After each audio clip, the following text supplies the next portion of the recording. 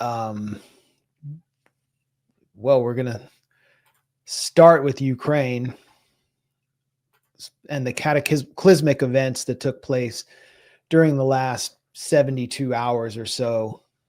I'm going to let you take the lead here, Aaron, but I was just on Judge Napolitano discussing the implications of this, and this is something that we've sort of been foreshadowing at the Grayzone for well over a year, maybe 2 years, mostly through Kit Clarenberg's reporting, which lays out the blueprints by British intelligence for insurgent-style attacks in Russia, as well as the construction of a stay-behind Gladio-style army of Ukrainian partisans to attack inside Russia. That's what we saw take place on the eve of the Istanbul summit. So, Aaron, I don't know, to just set the scene for us. Tell us what just took place and why it is so, I would assume you'd agree with me, so devastating to Trump's flailing efforts at ending the proxy war. Yeah, well, Ukraine carried out a really audacious operation, hitting 4 Russian air bases deep into Russia, very, very deep, and it's a very big country, as far away as near Siberia, with drones that they smuggled into cargo trucks and then deployed at the right moments. And they hit a number of Russian aircraft, including strategic bombers that can be used in a nuclear situation. So this is Ukraine fulfilling what Western proxy warriors dreamed of, which is being used to weaken Russia. And Russia has now yet to retaliate, but Putin has already said that they will. And this will just be devastating, as has been the pattern throughout the war. Ukraine carries out an embarrassing strike against Russia, and Russia fires back with something even more devastating than before. And that's what we can expect next. And for Ukraine, this is seen as a very big coup. And it was like, this humiliated Russia. And this is a very big intelligence coup. This is apparently an operation a long time in the planning. But what will this do on the battlefield? Will this increase Ukraine's position on the battlefield or at the bargaining table? I don't think so. If anything, it will just embolden Russia to be even more determined to take more Ukrainian territory. And that's where it's been happening on the ground in trench warfare. And that's where Russia has been winning. They continue to take places like, or approach Ukrainian areas like Sumy. And I expect that will continue in the aftermath of this attack. So what basically I think Ukraine was hoping for was they were hoping to change the narrative. They were hoping to show Trump that they have the cards. And Zelensky even said, this shows we have the cards, because Trump mocked Zelensky for not having the cards in their infamous Oval Office confrontation. But it doesn't look like Trump is convinced. And in fact, the way Trump was speaking today, he seems resigned to the fact that Russia is going to come back and hit Ukraine pretty hard. He was speaking today in the Oval Office with the German Chancellor Merz, and this is what he said. Very clear. He said we have no choice but to attack based on that, and it's probably not going to be pretty. So Trump says there, yeah, Russia's going to attack. It's not going to be pretty. Notice how he's not threatening Russia with anything, because he can't. Because what cards does he have left to play? He can impose more sanctions, but what's that going to do? This is the situation that this proxy war strategy has gotten us in. Well, that's absolutely correct. Zelensky and his backers, mainly his European backers. I mean, if you look at the blueprints from this cell in British military intelligence, Project Alchemy, that Kit Clarenberg has exposed, the one thing that they keep saying in their blueprints is that their main objective is to just simply keep Ukraine fighting. So in order to keep Ukraine fighting, Ukraine has to show that it has some cards, and it has to convince Western backers that they can still do damage to Russia, because all they really care about ultimately is harming Russia. They don't care about what harm comes to Ukraine's population. So they did that.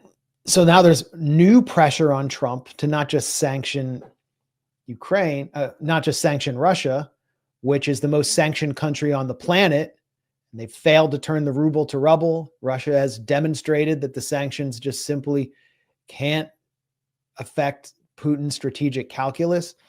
What they're also seeking to do is get Putin, who's been a fairly cold-blooded operator, and his own military intelligence apparatus to react in a hot-blooded way in order to upset Beijing and to peel the global south away from Russia, because Russia has maintained strong diplomatic support from the global south, and to upset Sao Paulo, to upset Brazil.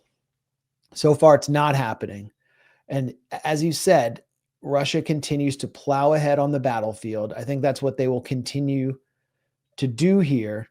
But let's step back from before this presser today with Merz, Friedrich Merz, the German chancellor, who has authorized long-range tourist strikes into Germany. He's another part of the pressure on Trump to abandon diplomacy. And look at some of the figures who are supposed to be close to Trump, who identifies America first, who've been sabotaging from within, particularly Lindsey Graham. This is Lindsey Graham in Kiev. So I would expect next week that the Senate will start moving the sanctions bill. There are House members that are ready to move in the House, and you'll see congressional action. President Trump said that this next 2-week period will be outcome determinative. I see nothing about the meeting in Monday in Istanbul to give me any hope at all that Russia is interested in peace. So when this 2-week period is over, I think it'll be pretty clear to everybody Russia is playing a game at the expense of the world, not just the United States. We're going to change that game for Russia. The game that Putin's been playing is about to change. He's going to be hit and hit hard by the United States when it comes to sanctions. China, the game you're playing with Russia is about to change. If you keep buying cheap Russian oil to fuel Putin's war machine, there'll be a 500% tariff on all of your products coming into the United States. So, I mean, kind of the predictive programming, neocon predictive programming there. This was right before the wave of attacks. So what's Lindsey Graham's game? And he was there with Richard Blumenthal, no relation to me, his Democratic neocon counterpart. Yeah, and as Lindsey mentioned, this was right on the eve of the second round of Istanbul talks, which and then right before the Istanbul talks, you have Ukraine carrying out this humiliating operation. So it just really to underscore that point, Ukraine, I don't think cares about the Istanbul talks. It doesn't see any path forward there. Its only plan is to stick with, as you mentioned earlier, the British agenda at this point, which is to prolong the war for as long as possible and hope that basically, I think Zelensky is hoping that like Lindsey Graham will win out, that like operations like this will convince Trump that Lindsey Graham is right and that we need to continue this war for as long as possible. And then so Trump will magically get behind the Lindsey Graham agenda of sanctions. And by the way, sanctioning countries like China as well. And you think Trump needs that right now as he's trying to get out of his tariff agenda? He doesn't want to have a trade war with China. At least that's what it looks like. So is Trump really going to, even putting Ukraine aside for a second, is Trump going to really sign on to an agenda that would massively escalate tariffs on China, in which China would be forced to respond, which would increase the price of U.S. goods?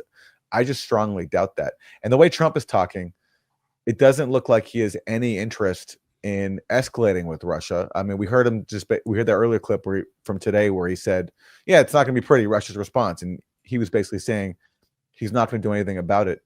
And here he is talking today also, where he gave an analogy to kids fighting in the schoolyard and said, basically, you have to let people fight it out. Bloodbath that's going on over there. And when I see the moment where I say, well, they're going to just keep fighting. I gave the analogy yesterday when I spoke to President Putin. I had a 2-hour and 15-minute call with him. Sometimes, and this is me speaking maybe in a negative sense, but sometimes you see two young children fighting like crazy. They hate each other and they're fighting in a park. and you try and pull them apart. They don't want to be pulled. Sometimes you're better off letting them fight for a while and then pulling them apart. And I gave that analogy to Putin yesterday. I said, President, maybe you have to keep fighting and suffering a lot because both sides are suffering before you pull them apart, before they're able to be pulled apart. But it's a pretty known analogy. You have two kids, they fight. Sometimes you let them fight for a little while. You see it in hockey. You see it in sports. The referees let them go for a couple of seconds, let them go for a little while before you pull them apart. And maybe, and I said it, and maybe that's a negative because we're saying go, but a lot of bad blood. There's some bad blood between the two. I have to deal with it, and the chancellor has to deal with it. It's incredible. The level of, there's a great hatred. So Trump's going to let him fight it out. And who does that advantage? Yes, Ukraine really humiliated Russia here with this one attack.